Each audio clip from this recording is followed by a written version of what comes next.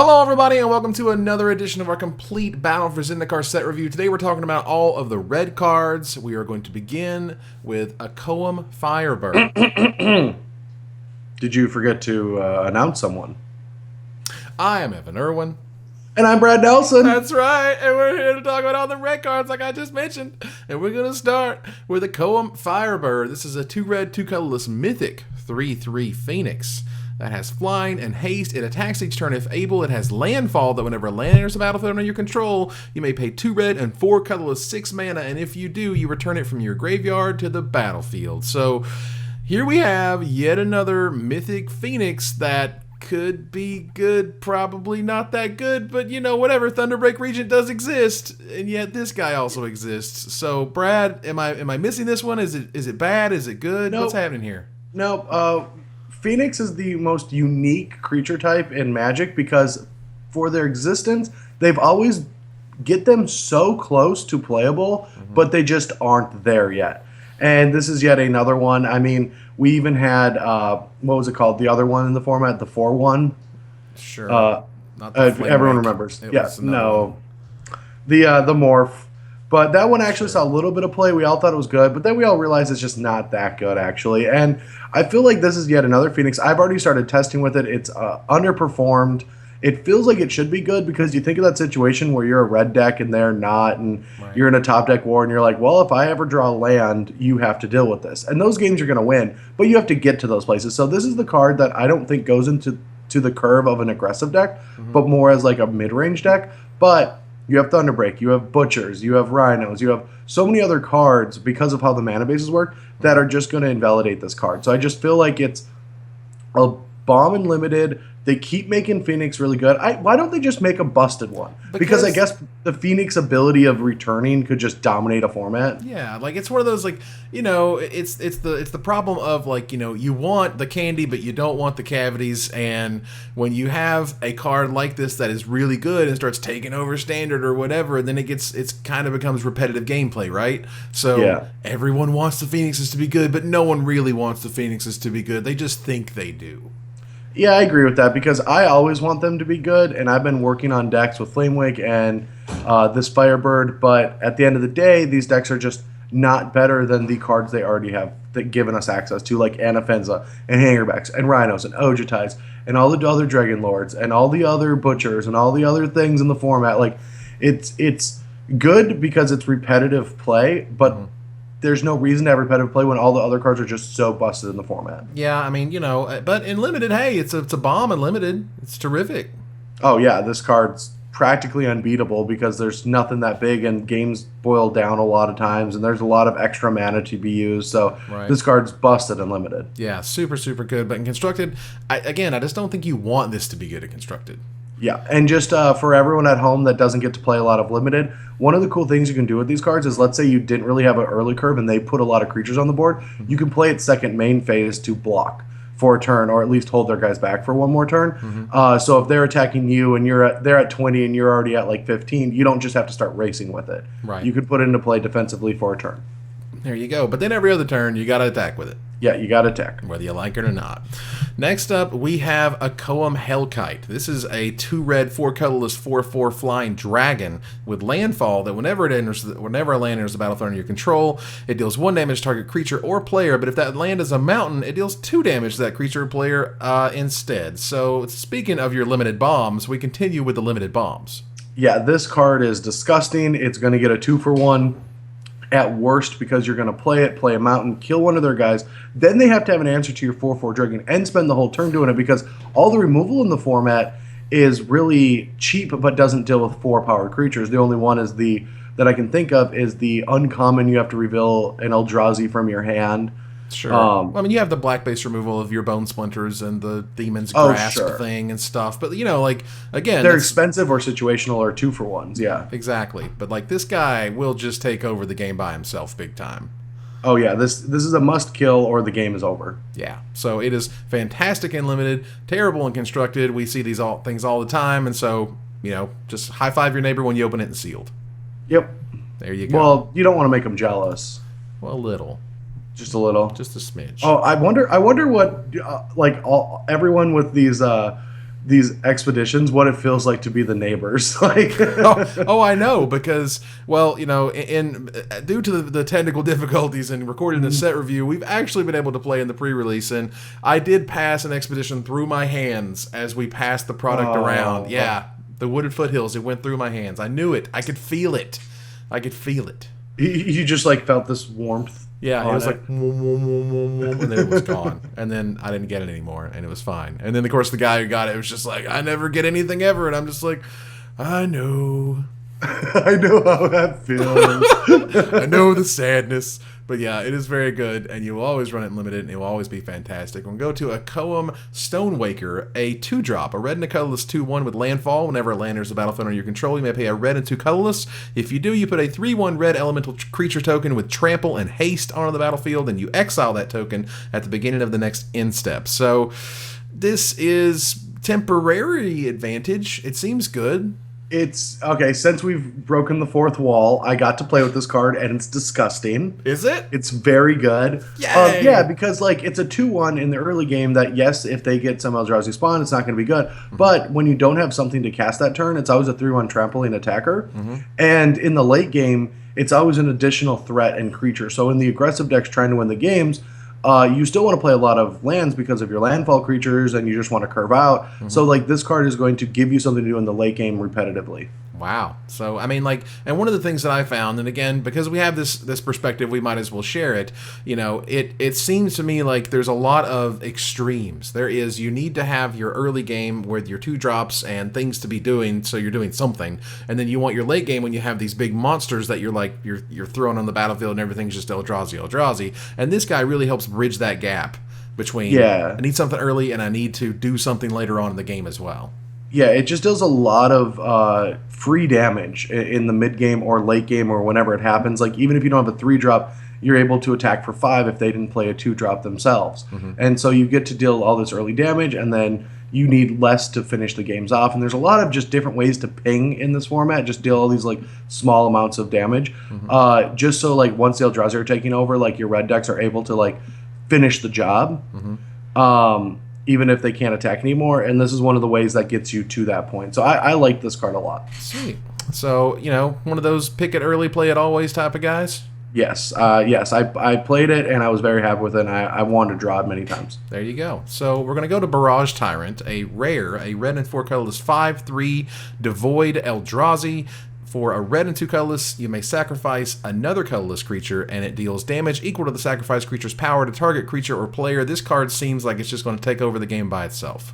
Yes, this is a limited bomb. It's always nice to be able to sacrifice resources that you don't need to deal with resources that you want to deal with, and this is exactly what it does. And there's so many colorless creatures in this format, and a lot of the red ones also have high power, or at least 3 power.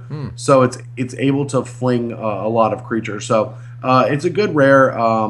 The body is a little rough since it's not going to attack a lot on its own, or it's going to be easy to trade with. Sure. But that's the thing that red needs in this format is reach, and it's kind of a theme that we'll see through all the cards we look at today. Right. Like there's just so much reach in the late game. I'm getting the feeling that red's pretty good in limited.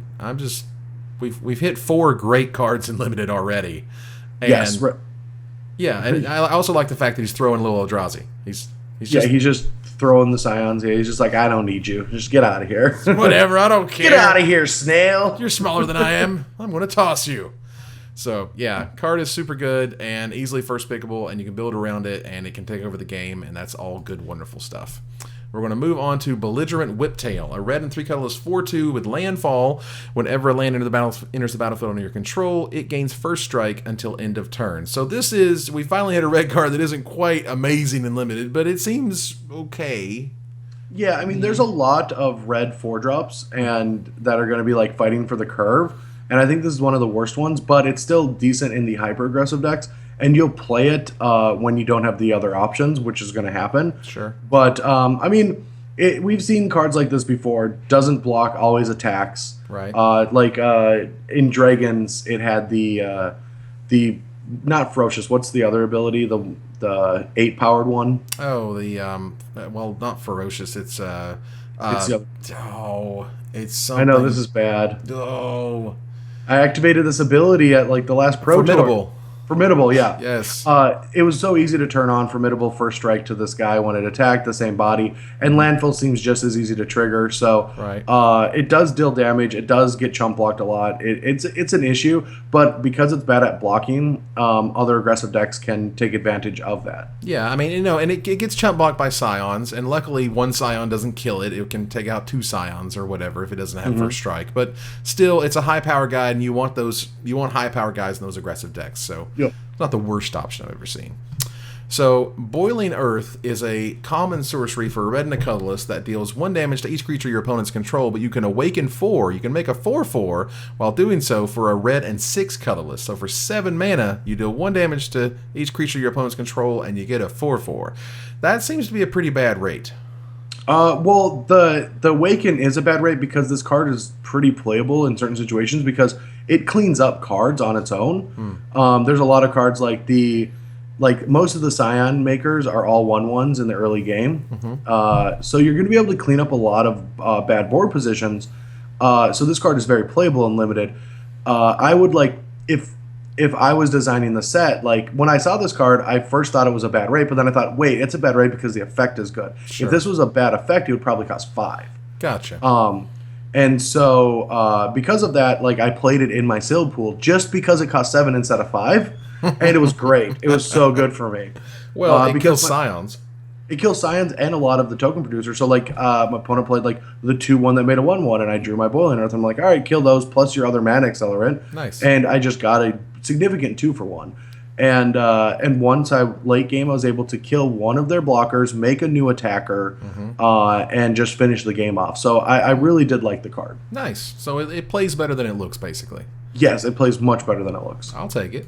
All right, so we're going to move on here to Chasm Guide. This is our first red ally. For a red and 3 colorless, it is a 3/2 Goblin Scout ally with Rally. Whenever it or another ally enters the battlefield under your control, creatures you control gain haste until in turn. So at the lowest end, it is a 4 mana 3/2 haste, which is a very standard rate. There was one of these in Origins where it was just, that had Renown, and so you kind of see this power and toughness show up quite a bit. However, it is an ally. You could work with a red-white ally deck if you wanted to try to get some advantage there, and giving creatures haste is a very powerful ability.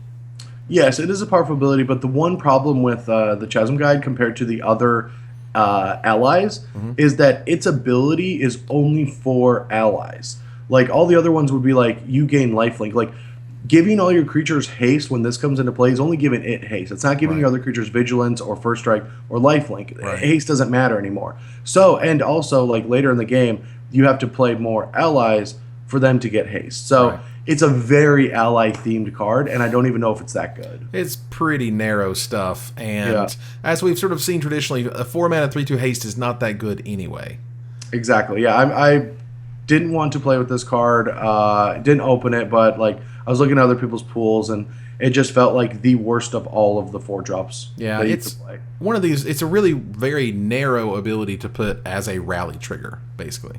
It's extremely narrow. It's also very Sliver-esque, where I can see how someone could give vigilance or first strike, but giving like a slow ally haste makes no sense to me. It's more a Sliver ability to like, they all conform to each other. Sure. How does a goblin teach like a giant to run fast? It doesn't make any sense. Yeah. He beats him. He beats him into hastiness. That's what he does. Flavor fail, card fail. I don't like it. Oh, it's bad. Now, Crumble to Dust is the sowing salt that we never really asked for, but we're getting anyway. It's a red and 3 colorless sorcery with Devoid, exile target non-basic land. You search its controller's graveyard, hand, and library for any number of cards with the same name as that land, and you exile them, and then that player shuffles their library. So, sowing salt came out in, what was it, Kamigawa block? Or maybe it was even before then. It was 2 red and 2 colorless. It was way before that, I think. It's an old card. Okay, an even older card. Either way, 2 red, 2 colorless. To exile non-basic land, search their hand, graveyard, library. The same exact effect, but now it's easier to cast, and it's also devoid. So that's a thing if things matter about the color of spells. But there is a big thing that matters about the color, and I think it's so adorable. I think this card got printed just to be more answers to older formats like Tron or something, because I don't know what it's doing in Standard. Yeah. But the cool thing about Urzatron mirrors is there's a card in them that I can't remember the name of it. Ancient, like Stir the Ancient or something, like the 1 mana. Ancient Stirrings, yeah. Yes. So it's Ancient Stirrings, so you can Ancient Stirrings for Crumble to Dust. Nice. But the mirror match always comes down to turn 3 Karn, so you don't even have time to cast this card. Yeah, so it's like, right when I thought of like, oh wow, we can Ancient Stirrings for Crumble to Dust in the mirrors, and it's like, wait, no, it never gets there. You just won't have enough time. Yeah, you'd rather just grab your land and turn 3 Karn them. Yeah. So it's easier to cast for decks in Modern, so you don't have to have double red. Mm-hmm. So that is a strict upgrade. Right. It's splashable. I mean, like you kind of need the Urzatron hate. Like it's getting a little annoying. There is going to be a lot of non-basic lands in Standard, however. Yes, and there is, and you can exile, but the problem with that is like, yes, LD is fine, but 4-mana LD kind of sucks, and you're around the same time as like casting Rhinos and big effects, so if you curve out and get to stop them from Rhinoing, that might be a thing. But you're never really going to get like a land out of their hand unless you know their hand. And I would much rather, like, it would have been adorable if these cards, like, Radiant as well. Like, if they had 2 Sand Steps in play, you got both of them. Ooh, well, that'd be gross. I mean, it would be gross, but it wouldn't. You're not adding Crumble to Dust to, like, Stone Rain and other ways to mana denial them, so it's more of just an on-board thing. Yeah, I mean, you don't want land destruction at 3 mana, and that's too good. At 4 mana, it's bad. So, like, what I always heard from R&D was, like, land destruction is perfect at 3.5 mana, and we don't have 0.5 mana, and as a result, we have cards like this, which is, it's a better Sowing Salt, but, like, meh, is that still good enough? Is that even going to affect Modern? Maybe? I mean, some decks play Sowing Salt, but the problem with land is there's two quote-unquote land decks. There's Tron and there's Amulet Bloom, and there's not a lot of crossover of which ones are really good. Like Crumble to Dust KOs Tron, but it doesn't do anything to Amulet. And like Blood Moon KOs, and when I say KO, just knocks them out. Like you win the game if they don't deal with it. Yeah. Is that kills Amulet, but it doesn't actually beat Tron because if you don't put pressure on them, they'll just get to 7 mana. And because their whole deck is mana, and they'll play Wormcoils and they'll play Karns and they'll kill your Blood Moon and then just destroy you. Right. So like, there's not really a lot of crossover that works against both decks, and that's why both of them. That's why you don't see like I'm just gonna kill lands deck cards that are really relevant, and that's why Crumble to Dust is like maybe a playable with like certain strategies. Like we did see like Michael Majors and Jerry Thompson play a Grixis deck with the new Jace, Vryn's Prodigy, with like some number of Molten Rains and like a Sowing Salt, and they're able to just keep flashing it back. So like it could see a little play there, but it's pretty bad. It's pretty bad. It's not good in Limited. Don't play it. Don't pick it. You will not have a good time. I mean it's non-basic land. I'm glad it's not rare. For that I'm appreciative. Oh well, if they did, yeah. I mean, there's too many Prism Arrays already. Like or Prism Array, whatever it's Prism called. Array is in its own sort of field of awful, like its own little stadium of crap. That was actually the most fun part of the pre-release, was when we just got to laugh at Nick Miller for opening the foil. His foil was that. So his foil rare. So great. Yeah, his pre-release foil rare was Prism Array. Yeah, it was so good. Mine was Ruinous Path. His was Prism Array. We both got equal value out of that one. There you go. Yeah, I'm Oblivion Sower. You're Ruinous Path, and he's like, burr, burr, burr, burr. He didn't even take it out of his pack. He's just like, I'm not playing. I'm not taking it out of the wrapper. He'll keep it pristine. Yeah, that'll still be worth nothing in 10 years. Perfect.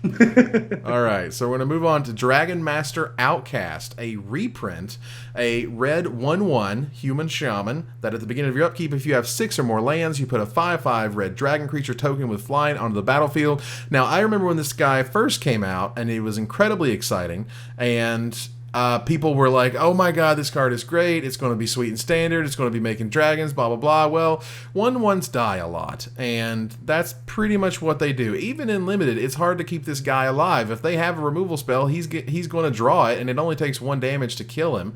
So, this is a card that looks pretty good, but ultimately I think is more of a casual card than it is in any sort of constructed capacity. I agree with that, but I do think that it's a mythic now, which kind of scares me, and I don't feel like it should be mythic, but we have Ojutai's Command, and Ojutai's Command can do some really messed up things with this card. Like, you can just play a copy in your Jeskai deck. If it dies, it doesn't matter, because any time later in the game, you're like, end of turn, Dragon Master Outcast, oops, now we're at my upkeep, trigger, nice. Get a 5/5.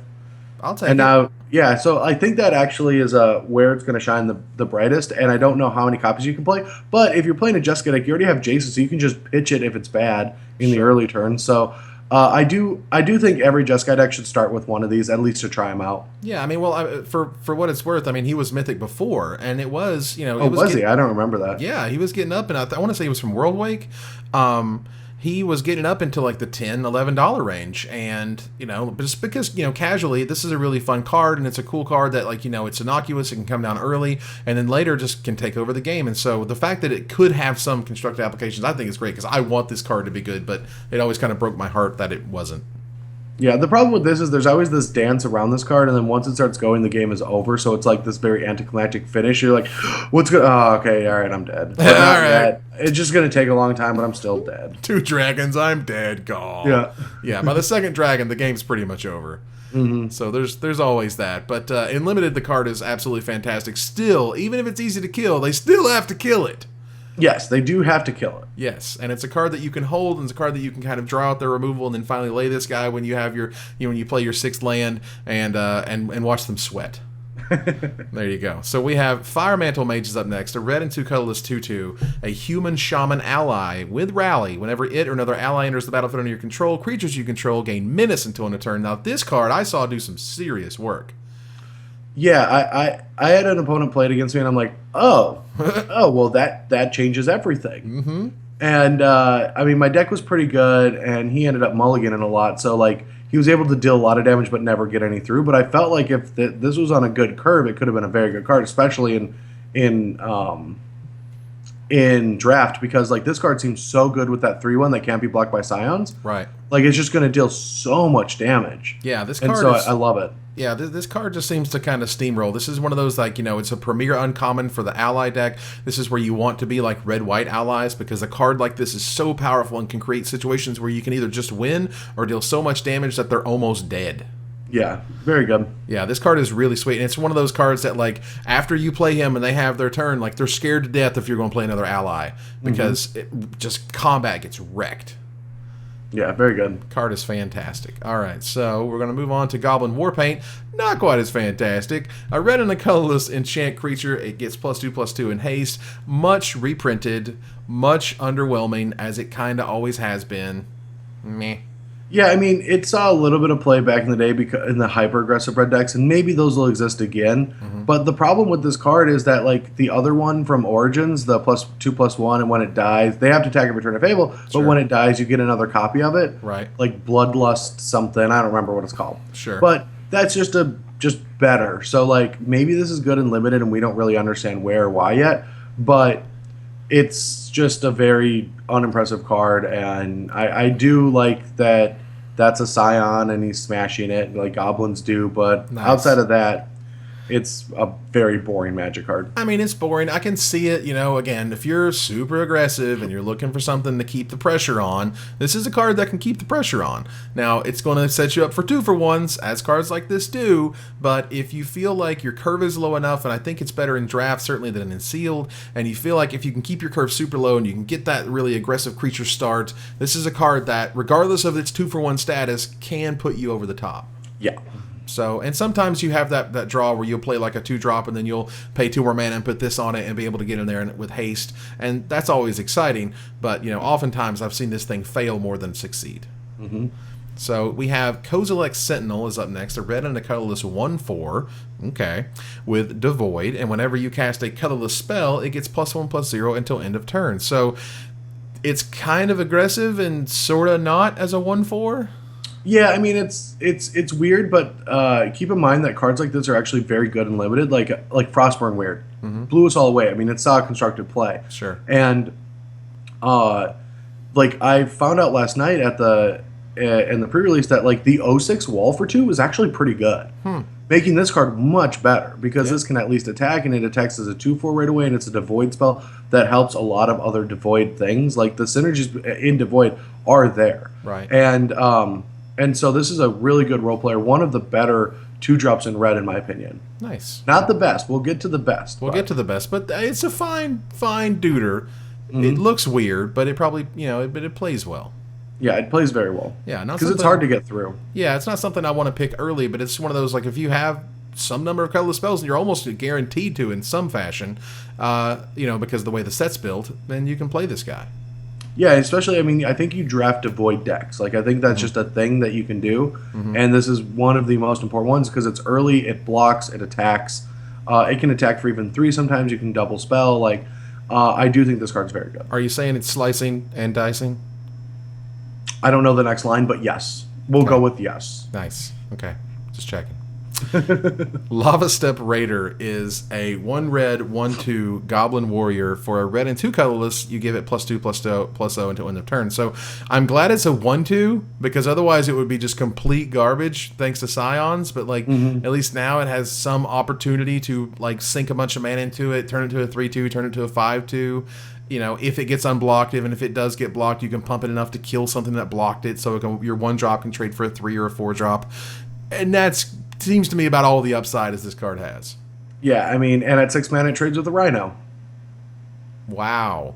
Yeah. Yeah. In your red deck. You're pumping in your red 6 deck, mana. Yep. Kill that Rhino. Good luck Yep. with that. This is one of those, you're building a deck for Standard, and you're like, are there any good goblins in Standard? And you see this guy, and you go, no, next deck idea. No, they're so bad. Yeah, I already did that actual thing. And Piledriver is the only synergy that keeps the goblins alive right now. Like, it's the only one that you want to make goblin-themed things. Right. So, it's all bad. Okay. Super bad. Fine. Man, McKindy Slide Runner is not bad. It is a red and a colorless 2/1 with trample. It has landfall that gives it +1/+1 until end of turn. This is a very powerful 2-drop. Yes, this is actually, in my opinion, played a Geopede 2.0 and is going to be a 4 in like all the red decks. Wow, that good, Yeah, huh? I think it. Yeah, I think it is a standard playable card. Especially because there's like 2 reasons why. When you have a fetch land, Plated Geopede was first strike 5. Right. And even at 3, it's better to be first strike than trample, but there's reasons why trample could be good. Also, this is a red Ferocious Enabler. With a fetch land, you just get to 4. You can get to Ferocious. That turns your Crater's Claws on. That turns your Flamewake Phoenixes back, coming back to play. Your Wild Slash, if that's relevant. It shouldn't be, but it does get there. And that's something that red decks have not had access to in a card itself. You'd have to Titan Strength or you'd have to do something else. Sure. So I actually think this card is phenomenal. It works really well with the Retreat. That is a deck that I'm trying to make work. Nice. And yeah, this card's great and limited. It's a 3/2 trampler. There's other ways to pump it that we'll get to. Some of the cards that I played with this weekend that I really loved and made this card disgustingly good. But like I learned something like Reeve Soul was the best common from Origins. Okay. After rotation, Reeve Soul is a playable Magic card. So the cards that super impress you are playable. You just have to find why and when. And remind the folks at home what Reeve Soul does. Colorless black, destroy a 3-powered creature. Okay. So it's just a 2-mana removal spell. And I've been playing a lot with it and loving it. And I never even considered it when we had Bile Blades and stuff like that. Sure. But post-rotation, it's great. And this card was phenomenal for me as a 2-drop. I loved it. It was really tough for my opponents to deal with. They'd have to for it. And it's so much better in Standard when you can play a red deck with 8 fetch lands. Wow. Well, there you go. So it seems really sweet. I'm glad it's good. And 2-drops like these are what you need to kind of hold decks together. So card is great. We have Molten Nursery. It's a red and 2 colorless uncommon enchantment that has Devoid. Whenever you cast a colorless spell, it deals 1 damage to target creature or player. This is the good old-fashioned build around me card.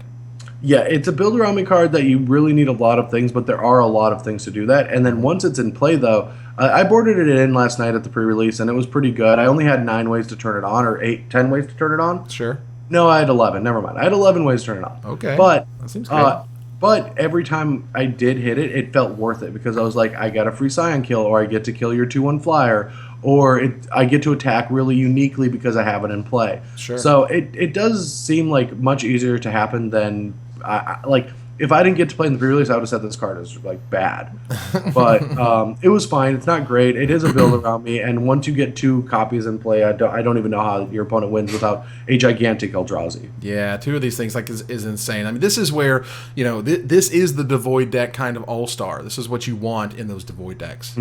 Absolutely. So speaking of card you want in Devoid decks, Nettle Drone is a red and 2 colorless 3/1 with Devoid that taps to deal 1 damage to each opponent. And whenever you cast a colorless spell, you may untap untap it. So this is, just kind of keeps that theme going. I want to play everything with Devoid. Everything should be colorless, and I can just continue to, I can tap you, hit you for 1, play a colorless spell, untap him, and then hit you for 3 more just by attacking, and that's how you're going to win the game, is through all that incremental damage.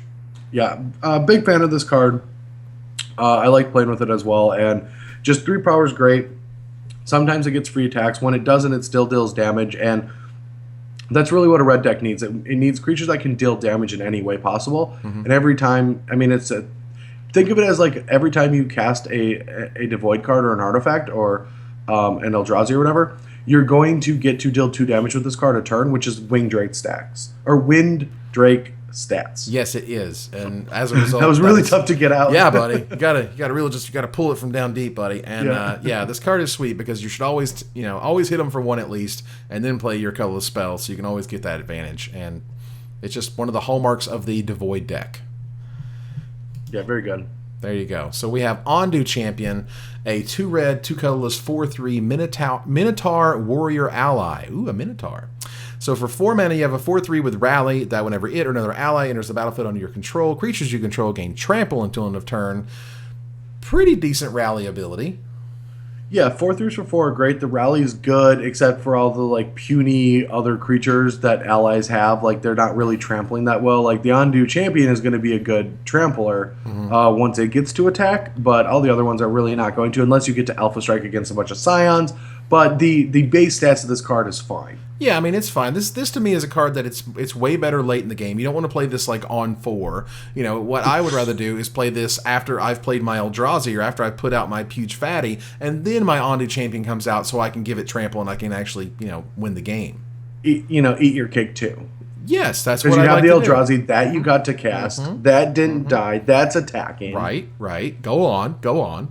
That's all I got. I'd rather play the Undue Champion before it to bait out the removal spell and then play the Eldrazi. But then you don't get to eat it too. No, you do, because you have all that time after your round to go get cake and eat it. Oh. Because you won. Oh. Because you won faster than waiting to play. Oh, I see. I say this as I lost more matches at the pre-release than Evan did. Well, I also left undefeated. I didn't actually get to finish my 4 rounds into 5 or 6 a.m. or whatever it was in the morning. We are old. We're old. Yeah, we're too old. We're too old for this. I just can't handle it.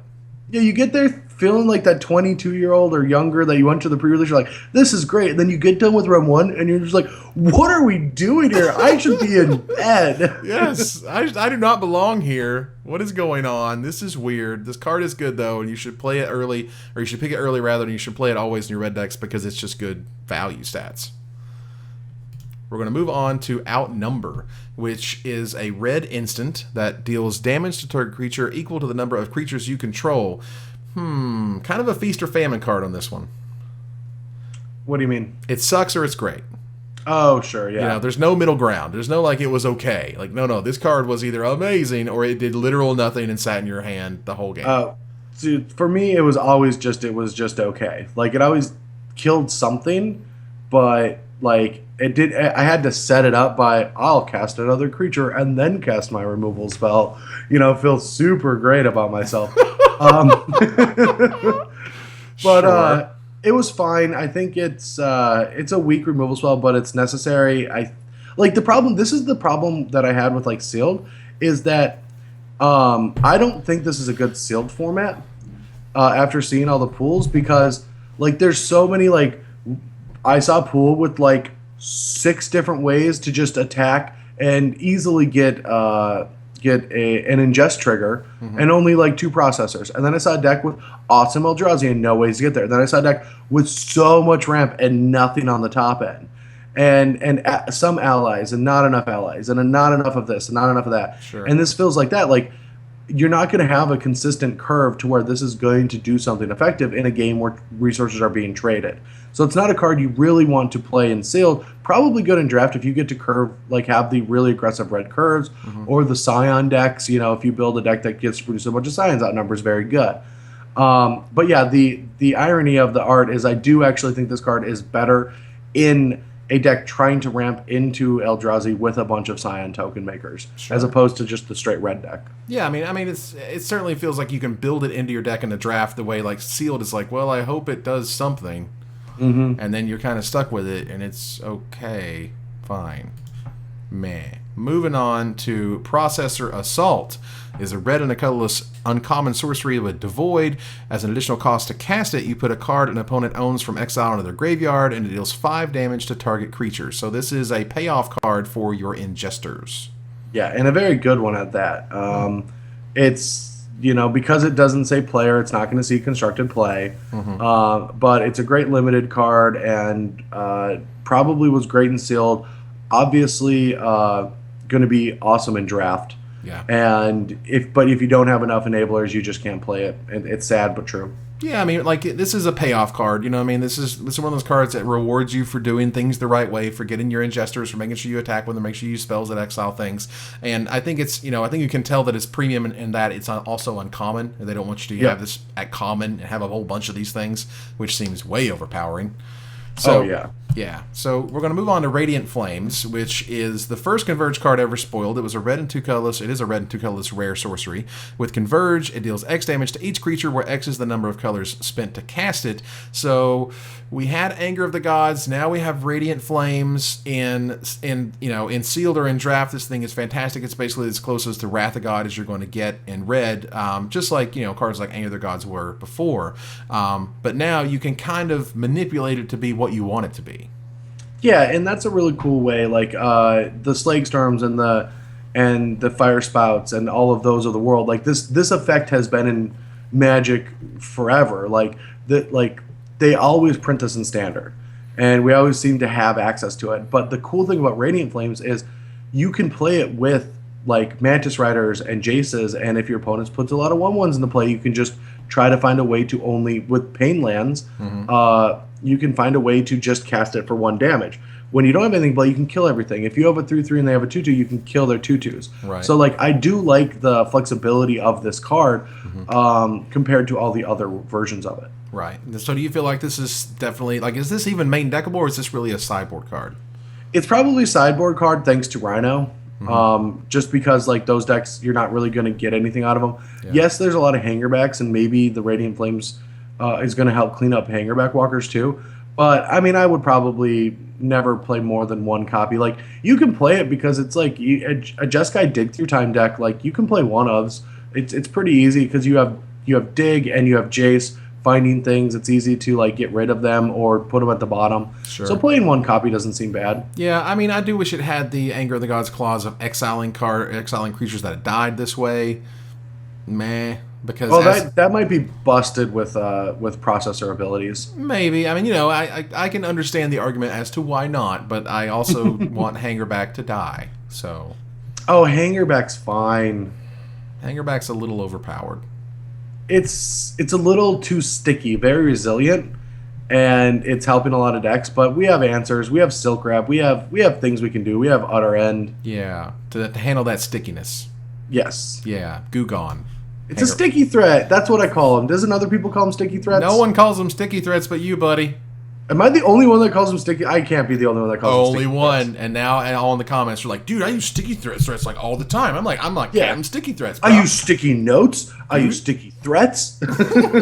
Everything's sticky. My desk right now is so sticky. I need to wipe it off, but I'm not going to because I'm sticky. All right. Because I like stickiness.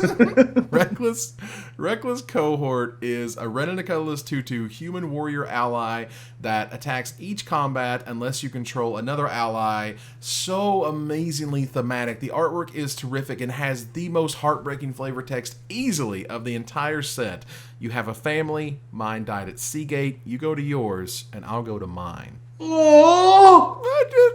Oh! But, bro, you're not going to I'm tearing up. That's so good. It's so sad, bro. It's just I love it. It's just amazing. It's just it's so good. Whoever wrote that, man, high five. You did a great job. That is unbelievable. I know. It's absolutely sweet. So it triggers your rally stuff. It is an ally. It's still a bear. It's attacking every turn, which is more or less what you want to do with your red decks anyway. So the card is good. The flavor text is absolutely out of this world. I like it a lot. Real quick question though. Mm-hmm. So that guy's had the dead kids. He could be the dead kid's dad. Yeah, he's the dead kid's father. There you go. We figured the mystery out. Wow. Well, we were on the case and we solved it. High five. They died at Seagate. Yeah. We're going to virtually 5. We virtual 5. Okay, sweet. Card's good, though, right? Yeah. Well, the card's fine. You blew me out for the storyline because that's great because it just feels like calm down, Jim. You're just like some reckless dude, and then you're an ally. You're just like, we got this reckless guy. We got to go find him. He just ran into the building on his own. Yeah, just ran into the burning building, whatever. He's like, you have your family. You shut up. My dad. There's a lot of emotion going on in this card. Oh yeah, that's like when a flavor text can tell the whole story. I love it. Yeah, it's so good. Just in 3 sentences, absolutely amazing. Yeah, this is the primo flavor text of the set.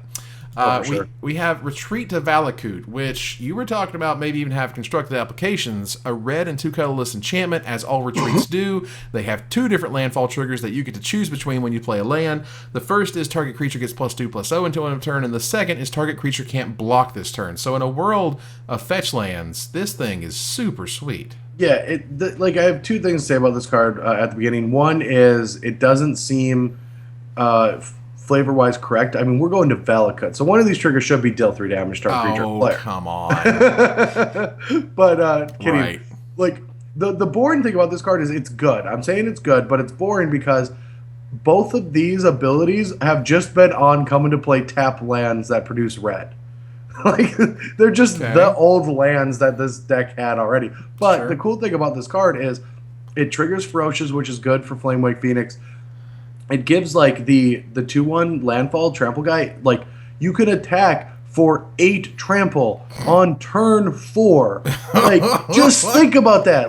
Just wrap your mind around the fact that you can just go play this on turn 4, play a fetch land, it gets +3/+1. Right. Fetch it, it gets +3/+1, attack you for 8 trample on turn 4. And then Temur Battle Rage? And then Temur Battle Rage? We could we can Temur Battle Rage with this card too and become immense because we're playing a bunch of fetch lands. Yes!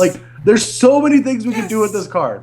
I actually think that this card is going to see standard play, and I would bet that a lot of red decks will revolve around 3 ofs or 4 ofs or Retreat to Valakut. Wow, there you go, man. This card seems super good when it just validates their Siege Rhinos, their Anafenzes, whatever. Don't care what you have, I'm getting in for maximum damage. Yeah, they have to just deal with every creature as they come, and that's the really powerful thing. And I'm scared of cards like this once we actually have man lands because wrath effects happen, you can just animate and play a land and just deal them 6 damage. So Teetering Peaks was a very playable land back in the day. All of them played it, and this is a reusable Teetering Peaks, which is worth it because it doesn't do anything on turn 3. Sure. But once you get I guess it triggers Prowess, which isn't a joke. It does trigger Prowess. Yeah, which is really good for the 2 creatures that you could play with it. Sure. But yeah, this might just be the top end of a hyper-aggressive mono-red deck. Nice. There you go. I like this card quite a bit. It seems definitely pushed for constructed at 3 mana. So we move on now until Rolling Thunder. It has been since Tempest since they've printed this card. 2 red and X. It's a sorcery that deals X damage divided as you choose among any number of target creatures and or players. Limited bomb. Constructed dud. Am I wrong?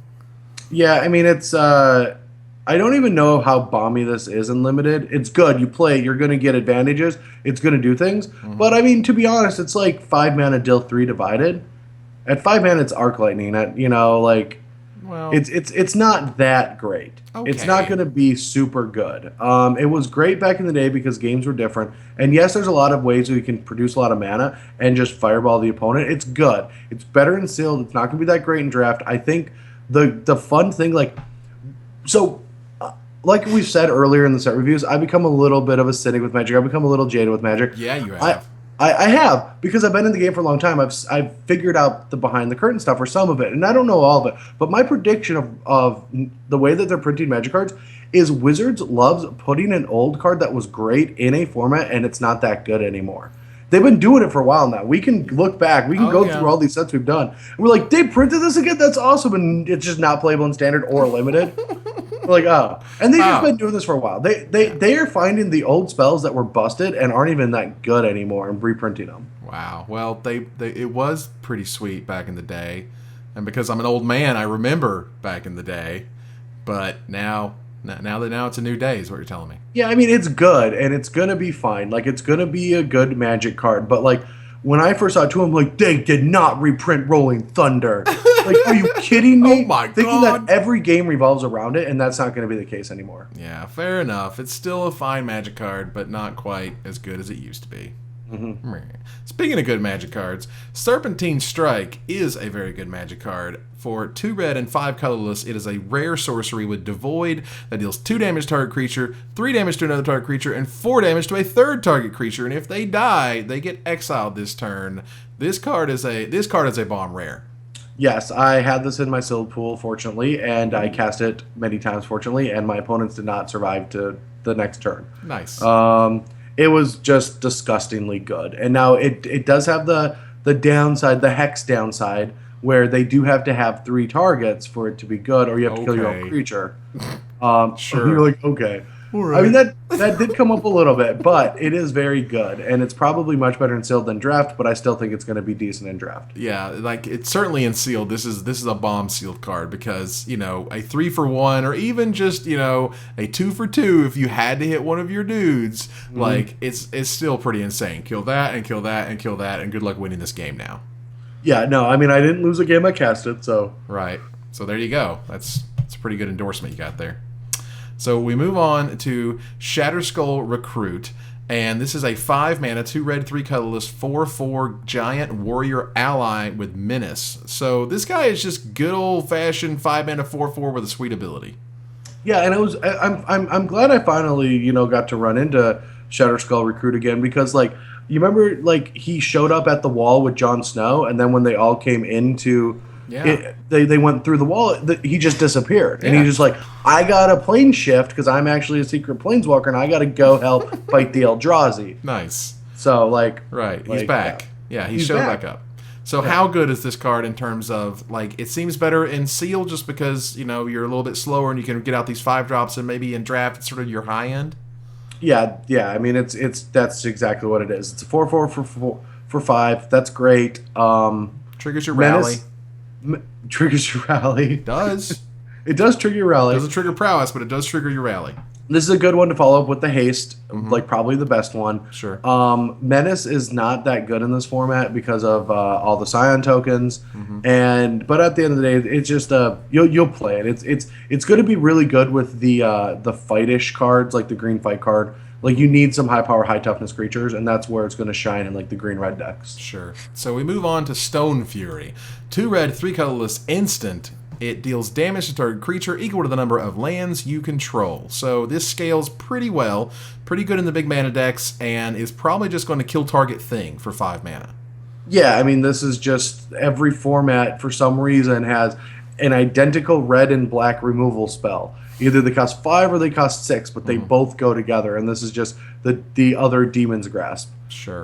Which it does scale really well, and it is good. Like, you know, if Demon's Grasp was good at -5 for 5, this is obviously just as good, if not better. Right, yeah. This is even better in the later game when you draw it and you have like 7, 8 lands out, and you're like, sweet, now I get to finally kill that ridiculous Eldrazi that's going to smash my face in. And it's instant.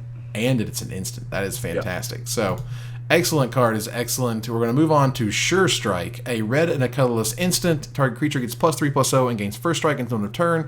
There have been many flavors of this card, and it feels like it's better in draft when you can really craft a curve and have this be one of the ways that you end the game, but still seems pretty good in sealed. Yeah, I mean, it's a good trick. Tricks are good. The removal spells are, like, you can actually trump the black removal spell with this card, which is great. The one that's exile power 3 or more. Right. Or 3 or less, excuse me. Yep. And so that's pretty good, and it's a way for, like, a goblin to fight a crab monster. I guess a crab monster Eldrazi. Yeah. You know what? He pinch. He pinches. He pinches. Does he pinch you? I pinch. I pinch. That's what he does. I haven't thought of that in so long. Yeah, man. That is so... There's, like, no way that 50% of the people know that. Oh. There's no way. Well, then you guys What was that from again? It was from I don't like even a car. remember It was like a car commercial, and I pinch you. No, that was way before that. Wasn't it? I think it was. Yeah, it was. No, it was from like some Comedy Central show. Maybe like sketch comedy. I don't. It's like no. old No. If you're talking about like the I squish your head, that's different. Yeah, I squish your head. That's from the Kids in the Hall from Kids in the Hall. Yeah, late '90s. I saw that sketch when it debuted. # old man.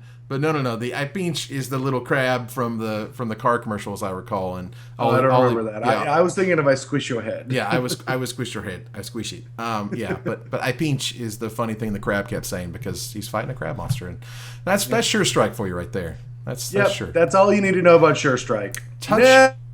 And moving on, Touch of the Void is a red and 2 colorless sorcery. It's a common with the Void, so it's colorless, and it deals 3 damage to target creature or player. If a creature would die this way, they exile it instead. The art is really sweet. The art is awesome, but it just does not match the spell. Yeah, what's happening there? That's a burn spell? It does not.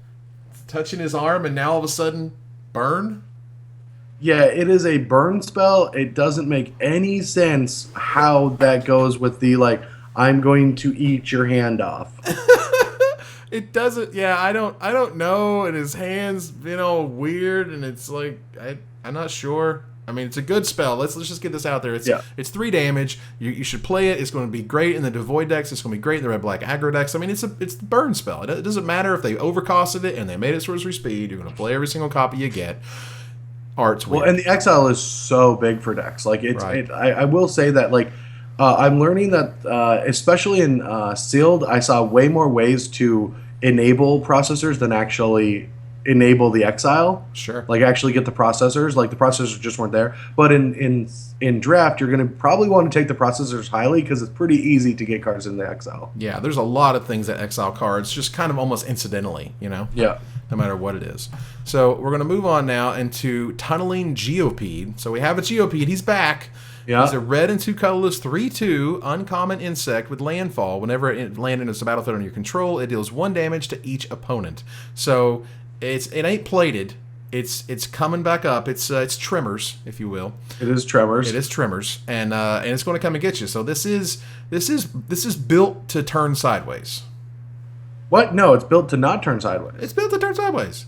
It's built. What? No, it's a 3/2 power. for 3 is not built to turn sideways. Well, I mean, we're talking it's going to be better in draft than sealed. I feel like in sealed, it's more. It's built to hang back and deal some damage to your opponent. Whereas in draft, you want to hit your 1-drop, your 2-drop, your 3-drop, and you want to turn this guy sideways while also getting that incremental damage from landfall. Yeah, well, you're not going to get that if you attack with it. Maybe you're just going to get a trade-off. Well, maybe. Shut up, Brad. If I attack you with 3 creatures and one of them's Tunneling Geopede, which creature are you going to put your guy in front of? Fine, you're going to kill it, but it's going to deal 1 more damage than it normally would because I'll play a land before I attack with it first. Mm-hmm. Fine, it's not that great, but it's still good. It's a great card that you can turn. The one cool thing about the red decks is a lot of the spells are just designed to be turned sideways, but some of them are also built to turn sideways when they can, and when they can't, they still can deal damage, and that's exactly what Tunneling Geopede is going to do, is it's going to find a way to deal damage to your opponent when you can't get combat damage through anymore, or at the time. Reach, you say? Reach. It's a lot of reach. A lot of reach. You're reaching right now. That's what you're doing. No, I'm just telling you how to play your Magic cards, Evan. That's all I'm doing. You don't tell me nothing. You ain't got no reach. Fine, you have turn against. Could you say that I've turned against you? Yeah, you have for a red and 4 colorless. It is an uncommon instant with Devoid. Gain control of target creature until end of turn. Untap that creature. It gains haste until end of turn. So we have active treason number 432. This one is instant, however, which is incredibly important, and is why you're paying 2 more mana for it than normal, because during their attack step, you're taking their best thing and killing it.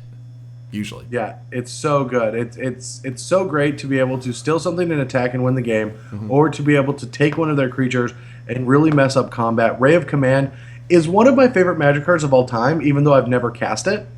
And the reason for that is, back in 2006, my brother qualified for Nationals, for the juniors thing. Okay. And so my dad took my brother and I to Nationals, and it was our first big Magic tournament. It was in Atlanta, and my dad always brings up, it wasn't Atlanta fun? And I'm like, well, the first or the 73rd time I've been there now, Exactly.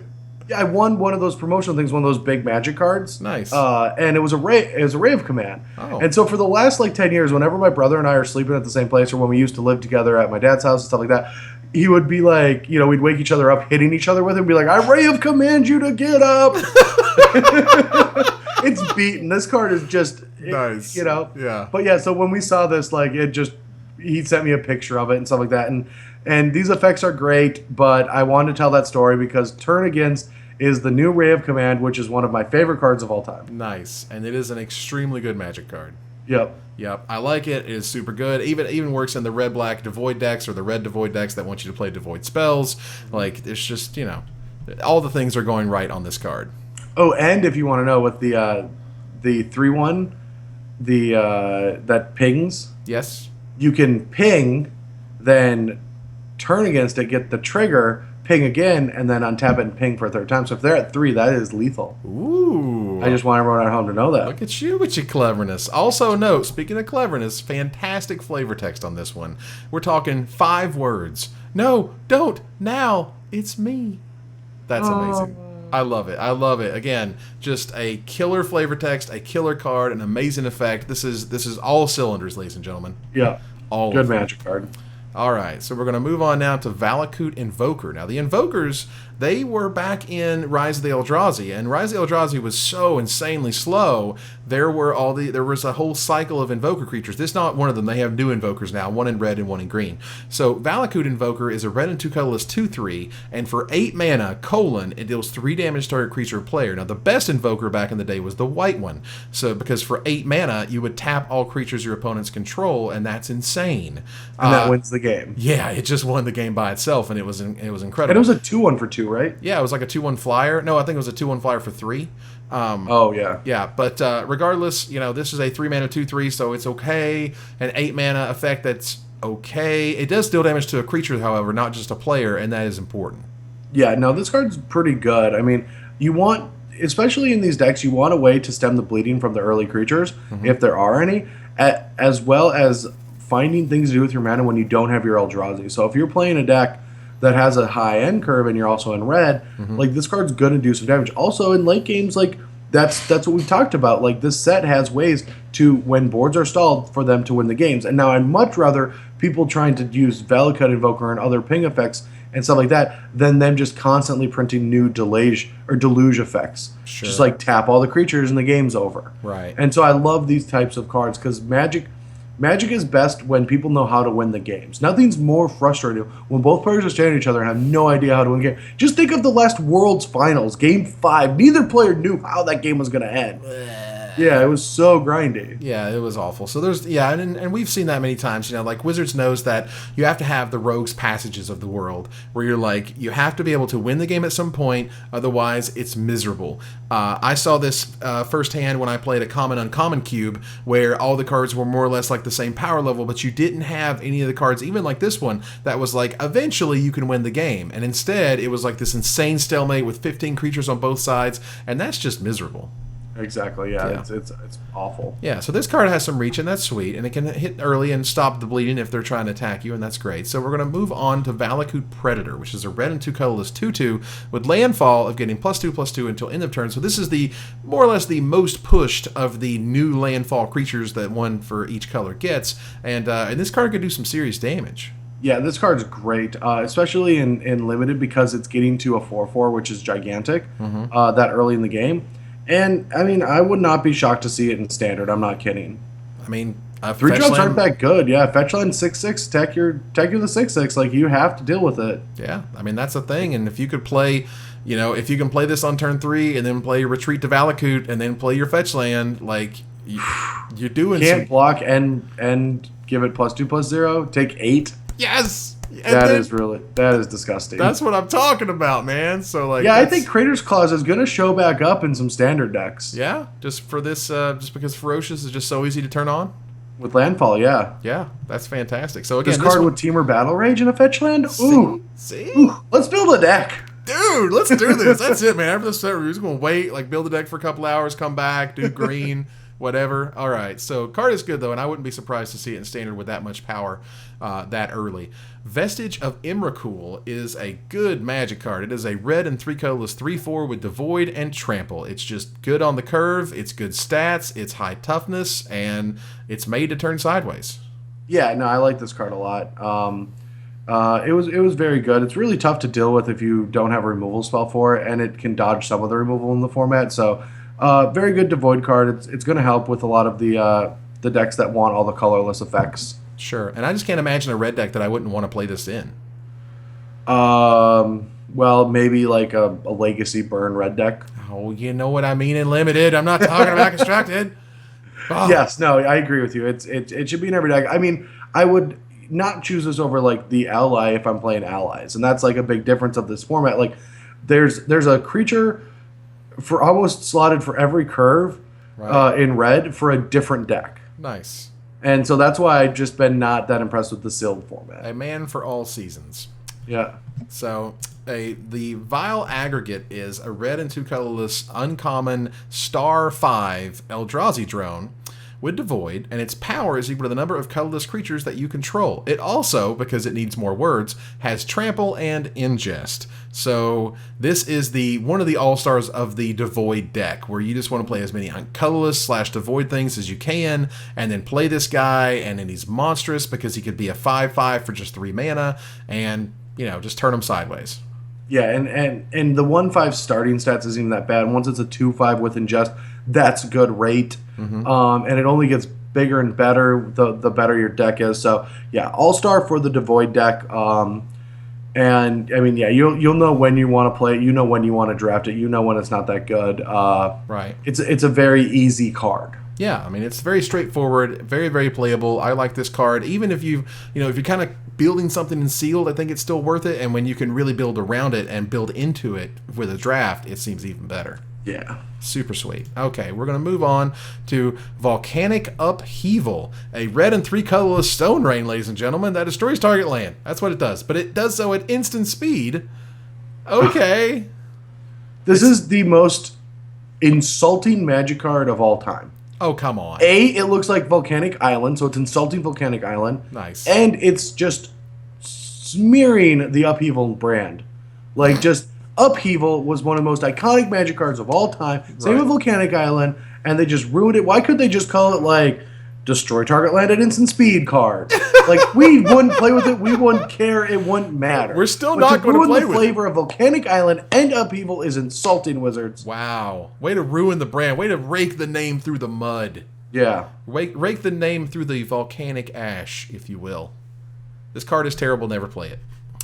Okay. Yeah, it's like the reverse. Like, we'll get to the landfall card that's instant speed, search your library, so it helps with landfall. Right. This is like, it should be like, landfall trigger, you're like, no, I destroy the land in response to your landfall trigger, so you don't get it. The land does not exist. That would be cool if that worked that way. Yeah, it really shouldn't. This card is terrible. All right, Moving on. Zada, Hedron Grinder, our last red card, is a rare. It's a red and 3 colorless 3/3 legendary goblin ally. Whenever you cast an instant or sorcery that targets only him, copy that spell for each other creature you control that the spell could target. Each copy targets a different one of those creatures. Now, this has been getting a lot of excitement, and there's a lot of like crazy turn 4, turn 5 kills with this card with various pump spells. That doesn't really mean it's going to have constructed success, but it does to me seem like this thing is fantastic and limited. Yeah. Well, there's not many ways to target it in limited. See, like the thing is, it's very much constructed because you're going to want to cast your Defiant Strikes on it and your your +3/+1s. Like, that's the more disgusting one. The what's the +3/+1 spell? Titan Strength. Yeah, you untap with this and you go Titan Strength, upkeep, you're like scry. Oh, Titan Strength. Scry. Yeah, you have any sort of army with this card, and the game is going to be over pretty quick. There are some pump spells, not necessarily in red, but there's some and definitely in green. There's definitely some in white that we talked about. It's kind of the white giant growth one, where this card could be legitimately insane. Yeah, and I just am curious, like, do you think he took his name after he read a fabulous book? The what? Do you think he took his name after he read a great book and just called himself after the name of a book? Like what?